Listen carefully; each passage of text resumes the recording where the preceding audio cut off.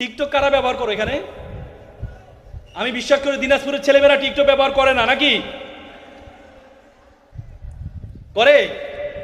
ওই দিন আমি কুমিল্লা একটা প্রোগ্রামে গিয়েছিলাম, সেখানে শুনলাম একটা কলেজে নাকি 100% ফেল করছে।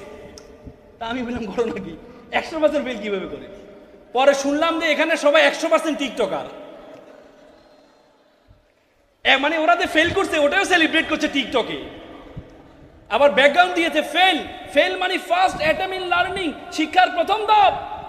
হোঁচট খাওয়া কখনো পরাজয়, আমার বক্তব্য দিয়েছে টিকটকে ব্যাকগ্রাউন্ডে যে হোঁচট খাওয়া কখনো পরাজয় নয়, হোঁচট খাওয়ার পর দাঁড়ানোর প্রত্যয় না থাকা হচ্ছে পরাজয়।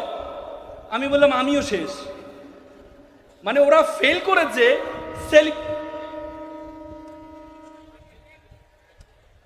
আমি বললাম টিকটকের কেউ আক্রমণ করছে কিনা, যে টিকটকের বিরুদ্ধে কথা বলছে, কত বড় সাহস! এদিকে আশেপাশে চায়না আছে নাকি তোমাদের?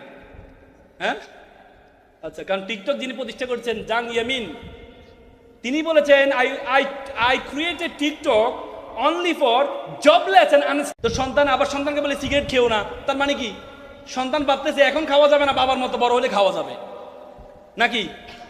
এই জন্য সন্তানরা আপনাকে দেখে শিখে সন্তানকে কষ্ট দেওয়ার। আমাদের এখানে অভিভাবকরা আমরা আমাদের সন্তানদের